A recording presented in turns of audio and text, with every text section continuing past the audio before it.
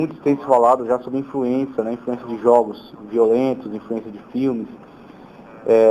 Muitas pessoas contra-argumentam, né, que veem filmes violentos e jogos e não fazem isso. Só que elas esquecem de pensar que as pessoas não são iguais. Então existem pessoas com índoles diferentes, pessoas com capacidade mental diferentes, e existem pessoas doentes, pessoas que de fato elas fantasiam as situações e ficam sempre ansiosas por pôr aquilo em prática em algum momento. Aí você tem todo esse contexto desse quadro em que a pessoa não é assistida pelos pais, não é policiada, página 77. Não é policiada pelos pais, não é dado a ela um referencial bom, ou mesmo que seja, ela não absorve, tá certo? Ela se fecha para isso e ela começa a fantasiar essas situações e ela adquire uma arma, né? Se fantasia naquele personagem e vai lá executar essas suas ações. Mata tantas pessoas quanto pode e no final se mata, coroando, né, toda essa tragédia. Ela se mata, ela impede que os homens façam um julgamento, né? Ela mesma elimina a si própria. Veja essa situação. Onde a gente pode afirmar a influência satânica, a influência demoníaca? A influência demoníaca, né, nesse caso, por exemplo, você pode até dizer, ela é uma pessoa possessa, tudo bem. Você pode até dizer, o diabo criou toda uma situação em torno, influenciou o criador do jogo, influenciou, né, todo aquele quadro para que ele esteja imerso naquela influência, esteja imerso naquele mundo, né, fantasiando aquelas situações, adquirindo desejo, adquirindo prazer naquela mortandade, naquela sangria. Tudo bem. Mas o diabo não pôs a arma na mão dele, o diabo não jogou ele dentro do carro, tá certo? E não colocou o dedo no gatilho. Então, o homem tem, em todos os momentos, ele pode interromper sua ação. Em todos os momentos, ele pode tomar uma outra decisão. Ele pode se arrepender e falar, olha, por mais que eu queira fazer isso, isso não está certo. Eu vou parar, eu vou buscar ajuda, né? Eu vou para um psicólogo, eu vou para um psiquiatra, eu vou para um padre, eu vou para um pastor. Exatamente. Eu vou recorrer, né? Eu vou pedir ajuda. Então, por que é interessante falar isso? Porque a responsabilidade nunca será tirada do homem sobre suas ações. Então mas ele estava alcoolizado. Quem mandou ele beber? Foi ele que bebeu. Então ele bebeu, assumiu o risco. Ele estava drogado, estava, né, fora de si. Tudo bem, mas quem usou droga? Mas o diabo, tudo bem, mas o diabo só pode influenciar. Ele só pode criar um ambiente no qual aquilo se torna extremamente desejoso. Um objeto de cobiça. Porque foi exatamente isso que ele fez no Éden. O diabo não tirou a fruta da árvore, não pôs na mão de Eva, não descascou e deu um pedaço para ela comer, e não deu para Adão. Não foi ele que fez isso. Tá certo? É o homem que fez.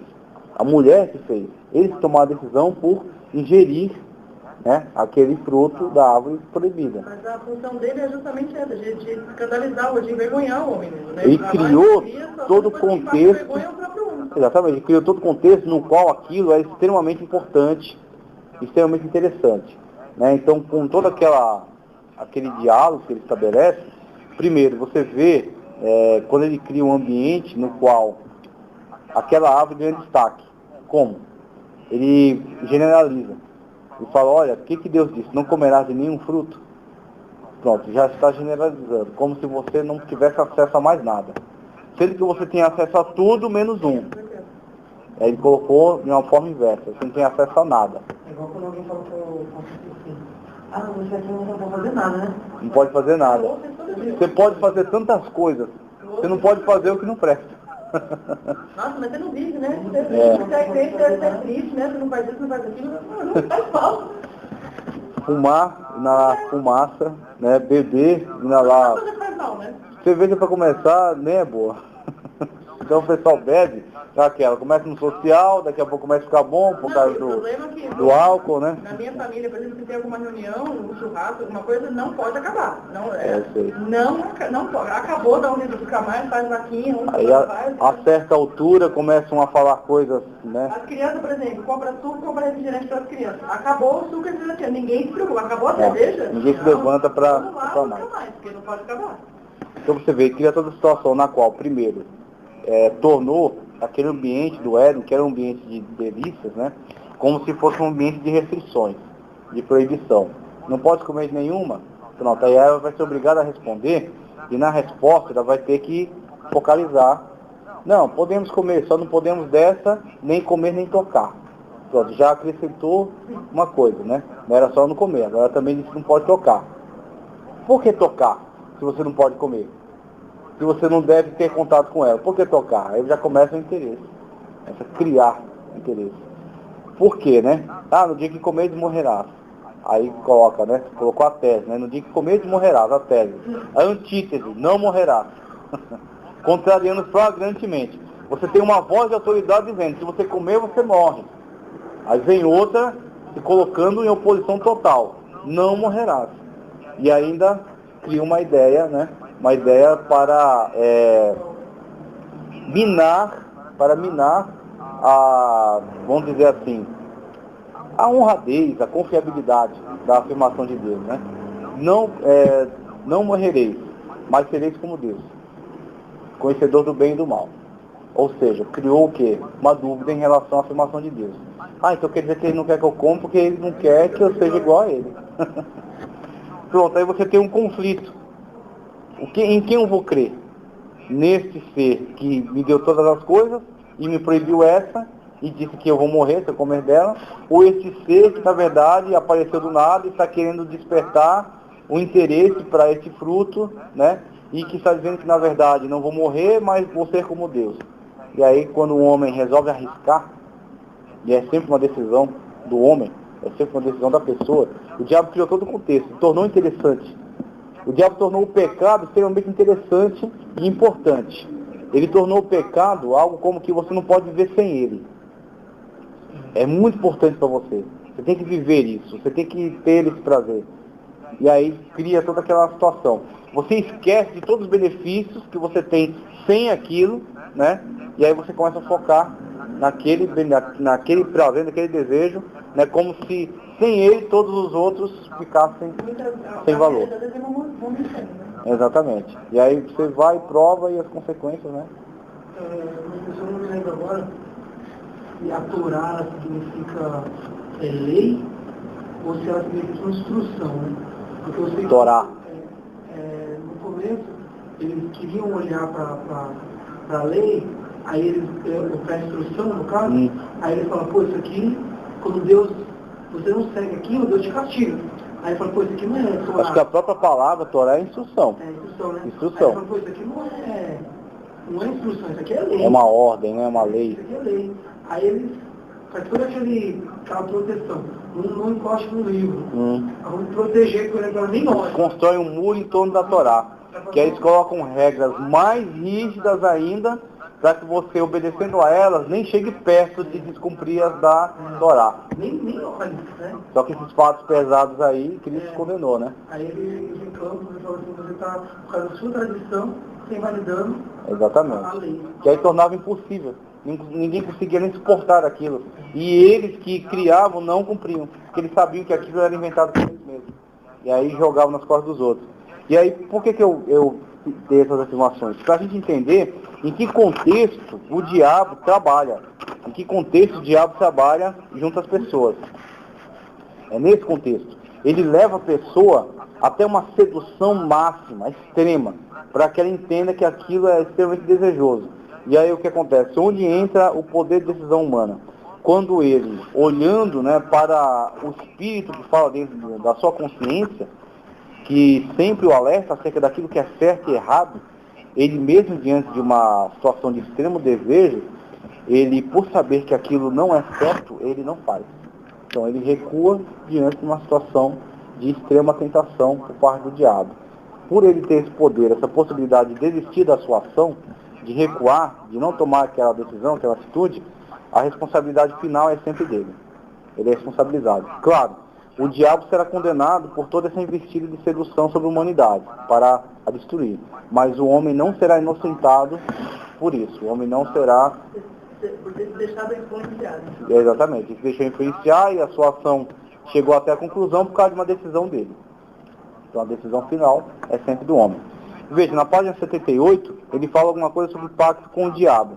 Esse negócio de pacto com o diabo é muito, muito, muito contraditório. Por quê? Veja, por que fazer um pacto com o diabo? Para obter alguma coisa, né? Riqueza, fama, dinheiro, né? Esse tipo de coisa. Com quem o diabo faria um pacto? Então, o diabo não faria um pacto para se ver comprometido com você ou te dar alguma coisa se você já é dele. Então, é nessa aí onde mora a coisa. Muitas pessoas falam, tentei fazer um pacto com o diabo e não deu, não consegui, ele não quis, né? Então isso não existe. Não é que não existe, é porque você já é dele. Quando você foi atrás de fazer um pacto com ele, você já é dele. Quando você tentou fazer um pacto com ele, você já é um escravo dele, já está interessado por isso, né? Então a pessoa que pertence a Cristo, a pessoa que está salva na pessoa bendita de Cristo Jesus, não quer nada com o diabo, não quer conversa com ele. E aí é para esse que é a investida dele. Por quê? A pessoa vai fazer um pacto com o diabo não indo para cruzilhada, acendendo uma vela e trocando uma ideia com o capiroto. Ele vai, assim, num momento, ser seduzido por alguma situação. Então, por exemplo, um pregador que começa a pregar, ele prega muito bem. E as multidões se sentem, assim, impactadas com a mensagem dele. E dentro desse contexto vai surgir o quê? Vai surgir algumas influências satânicas, demoníacas, para que ele se veja seduzido pela fama. Se veja seduzido pela honra, né? E aí, como é que vai funcionar esse negócio? O diabo vai começar a instigar a mente dele para que ele busque mais fama, mais honra, né? Mais propagação do seu próprio nome. E aí ele vai, muitas das vezes, se deixar levar, ele vai se deixar envolver numa situação na qual pregar o nome de Cristo não é mais o centro, não é mais pregar o Evangelho, pregar a palavra na íntegra, não é mais tão importante quanto arrancar da multidão, né, aquela ovação, né, chegar até aquela intensidade cada vez maior, né, de glórias a Deus, que na verdade se reveste em glórias a Ele, porque ele quer ver, ele quer provocar naquela multidão essa resposta. Aquele frisson, né? Aquele frisson. É o que ele vai fazer? Ele vai começar a selecionar as palavras. Ele não vai pregar toda a verdade. Ele não vai pregar palavras que não conduzam a isso, né? Acho que é a partir daí que começa esse negócio de teoria da prosperidade. Exatamente. E aí começa a arrebanhar multidões. Então você vai colocar teologia da prosperidade, você vai colocar diversos tipos de movimentos por aí, que você vê muita agitação e pouco resultado, né? E uma pessoa dessa, ela, muitas das vezes, ela se deixou levar e já entrou num contrato com o diabo sem saber. Porque... ele se apresentar não é interessante para ele se apresentar. Não é interessante. Então, ele vai indo nessa aí, muitas das vezes vai começar a se descuidar em relação à sua comunhão com Deus, vai começar a se descuidar em relação à sua submissão a Deus, vai começar a achar que ele é muito importante, ele é extraordinário, ele é lindo, ele é cheiroso, ele é maravilhoso, e aí o cara se vê ligado nessa aí. Ele se perde totalmente da comunhão com Deus. Começa a achar que é alguém, né? Exatamente. Você tem todo esse lado, e para mim, isso aí sim é muito mais efetivamente uma interferência do diabo dentro de um contexto no qual o diabo tem interesse, que é a igreja. O diabo tem interesse em o que está fazendo a macumba, já está com ele, já é dele. Ele tem interesse no que está acontecendo na mesa branca, no baixo espiritismo. Porque o cara nega veementemente a Deus, o diabo, o mundo espiritual e tudo. Ótimo. Um monte de cego. Você já viu a história do Allan Kardec? Ele era ateu. Ele era ateu. Aí ele foi convidado por um cristiano, Quando no lugar que estava vendo, tinha um monte de gente. Tá tendo muitas manifestações. Aí começou a mexer cadeira, mexer isso coisa, aí. mexer uma coisa pra cá, coisa pra lá. Aí ele... Eu acho que começou com as irmãs Foster nos Estados Unidos, elas ouviam batidos, elas começavam a se comunicar através de batidos, aí trouxeram isso para a França também, começou lá e aí ele teve contato com isso aí. Então ele era ateu. Aí ele viu aquelas coisas fora do comum. Aí começou a desenvolver espiritualidade em cima dessas manifestações. É verdade. E aí depois começou a teorizar. Aí vai teorizando aquilo ali, ele pega... Ixi, ele tem o livro dos Espíritos, ele tem Evangelho segundo o Espiritismo. Evangelho segundo o Espiritismo. Tem vários livros. Evangelho segundo Allan Kardec, é isso aí, verdade. E tem o livro dos Espíritos e outros livros lá. O livro dos Médiuns, ele escreveu bastante. Escreveu bastante. E aí em cima dessa, a espiritualidade dele nasceu dessas manifestações mesmo. E aí você vê toda essa questão, que para mim é a questão mais grave, né, quando o diabo consegue interferir através de algumas pessoas que se deixam influenciar por ele. Uma pessoa dessa, por exemplo, pode ser que ela não chegue a ser um processo, mas ele é extremamente influenciado. Ele não é mais influenciado pelo Espírito de Deus, mas é influenciado por esse sentimento arrogante que o diabo conseguiu criar no coração dele. E ele vai levando, ele está pregando o Evangelho, mas para a glória dele, não para a glória de Deus.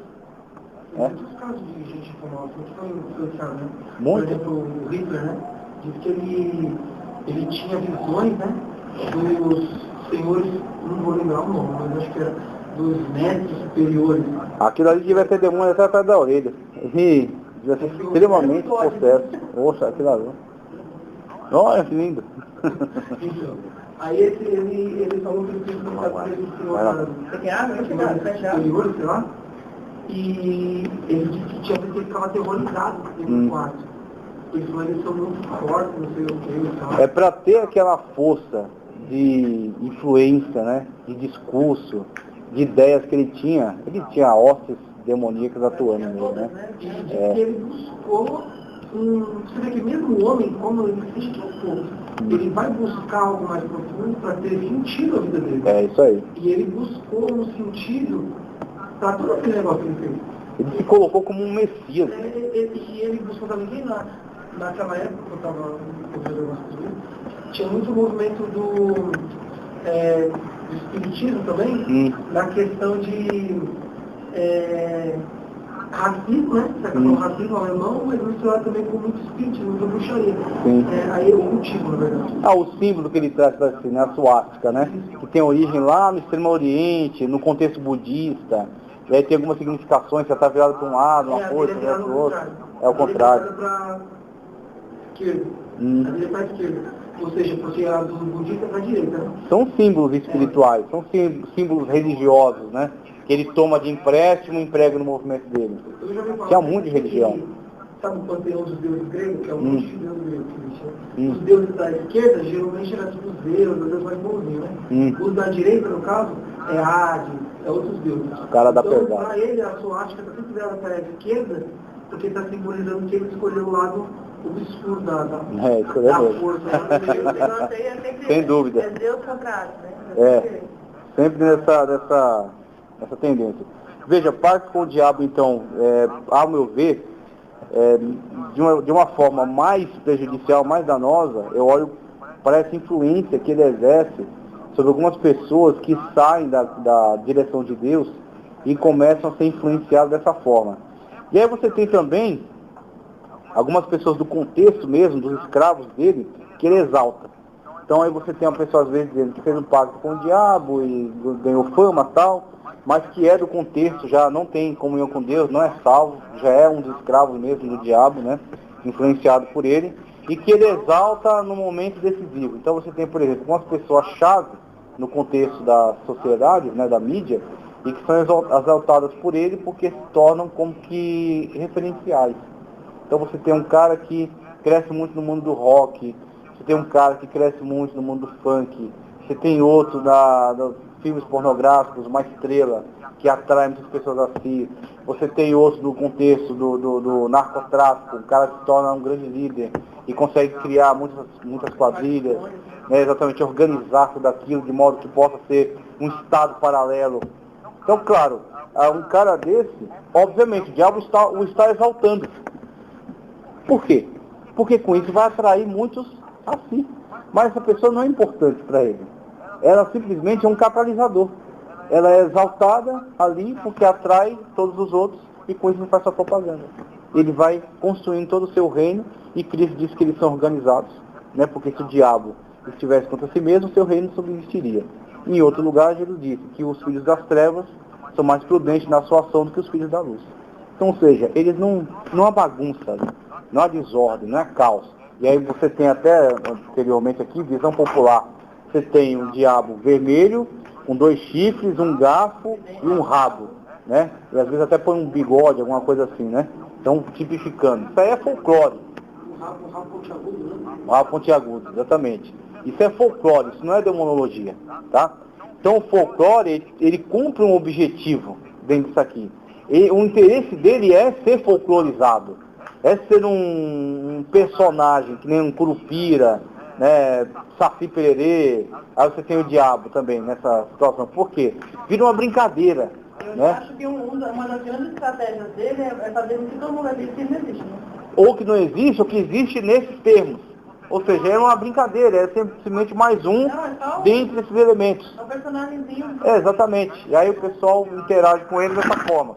Então você vê, quando ele cria todo esse contexto, ele está protegendo sua ação. Ele pode agir livremente. Ele não tem, né, opositores. E aí quando ele cria essa situação, é em benefício dele. Então ele exalta uma pessoa dentre os seus, para ser catalisador da sua ação. Ele cria um contexto, ou que as pessoas não creem que ele exista, ou creem nele dessa forma folclorizada. Mas ele está exagerando, já para isso não. Exatamente. Ou então... Isso.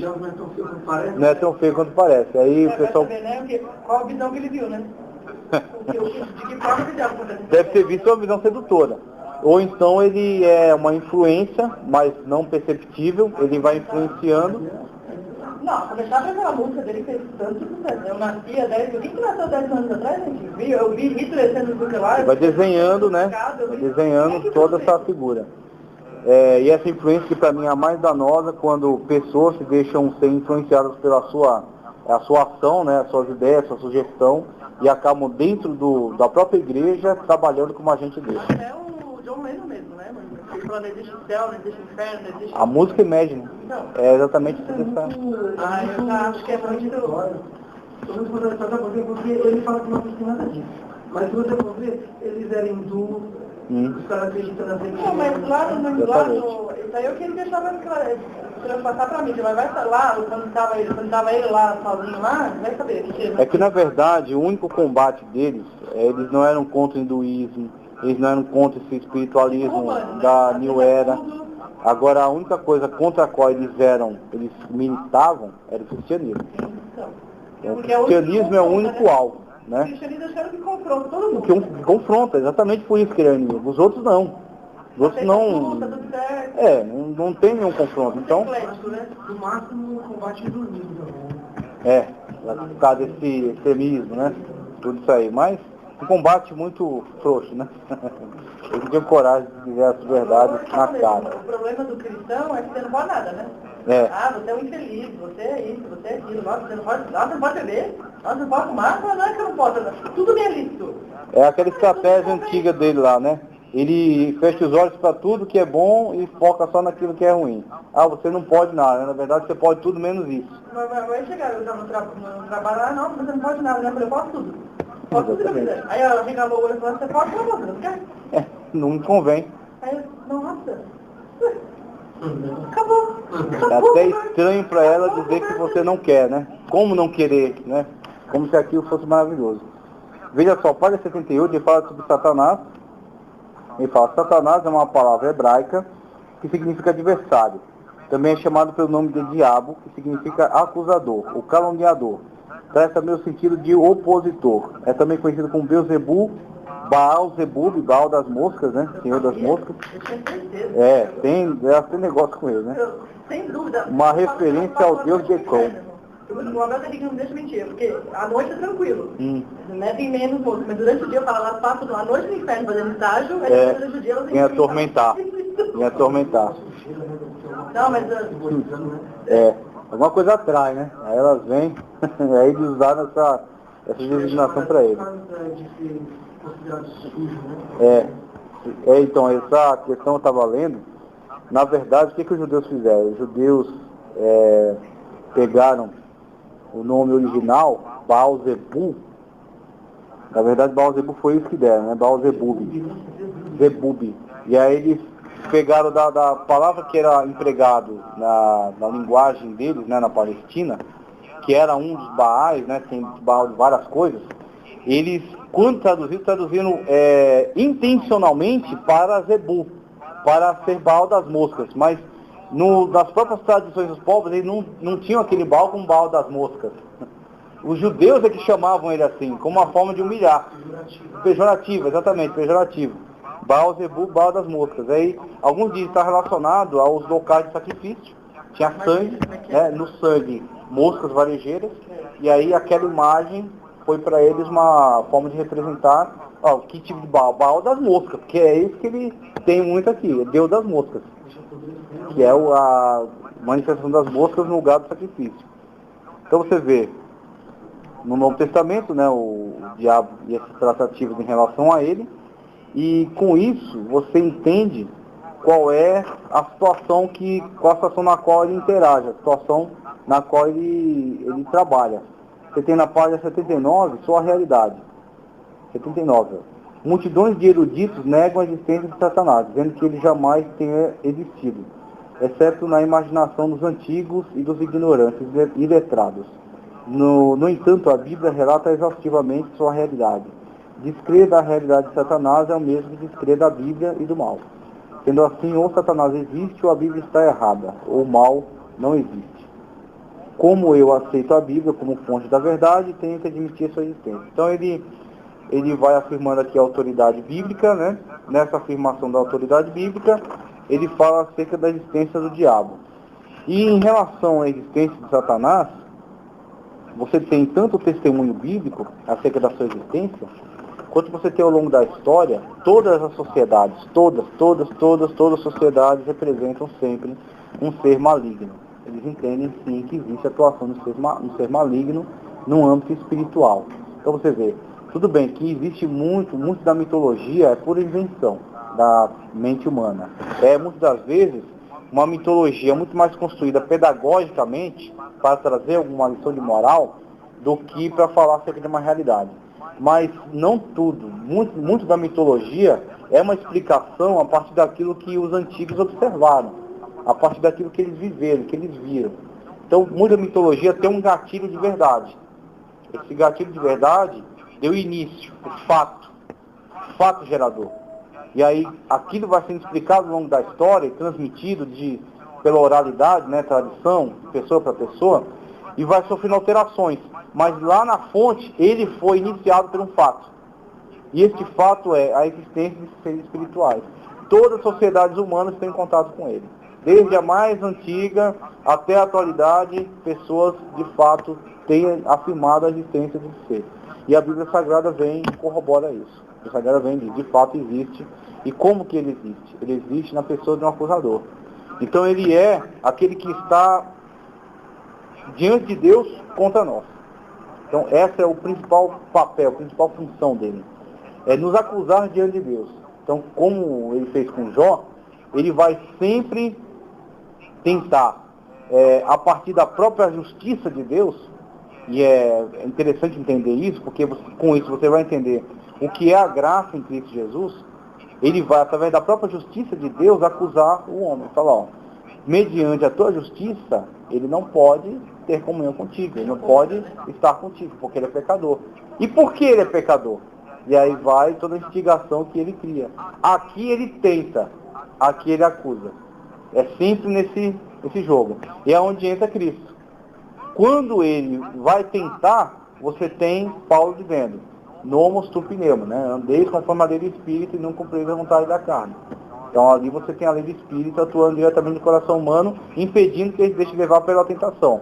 Não façais dos vossos membros veículo da concupiscência, né? Da vontade carnal. Então você tem o Espírito Santo atuando no coração humano. E aqui, na parte de Cristo, você tem, ele vem acusar o homem Cristo interpõe, e é o argumento final dele, interpõe o quê? As suas obras. Eu comprei as obras de pecado dele para mim, sobre a cruz, né? E eu atribuo a ele, eu imputo a ele a minha justiça. A justiça é imputada por Cristo Jesus. De fato, ele é pecador, só que eu paguei por ele. Paguei muito né? caro, né? Eu paguei por ele e eu imputo a ele a minha justiça. A minha justiça está sobre ele. Então, essa é a dinâmica do acusador. Por isso que é errado quando as pessoas dizem que o diabo, que Jesus, nos comprou da mão do diabo. Nós nunca pertencemos ao diabo. Nós sempre pertencemos a Deus. Só que por causa do nosso pecado, nós estávamos separados de Deus. E a justiça de Deus impedia que nós tivéssemos comunhão, salvação com Ele. Porque Deus não aceita pecado. Deus não aceita, né, estar junto, ter comunhão com o pecado. O relacionamento não é uma causa do diabo, é por causa do próprio nosso de Deus, né? Justiça de Deus, exatamente. Aí figura justiça de Deus, pecado do homem. Né? Justiça de Deus impede a presença do pecado. E o homem, seduzido pelo diabo, deixa levar pelo pecado e cai e perde comunhão com Deus.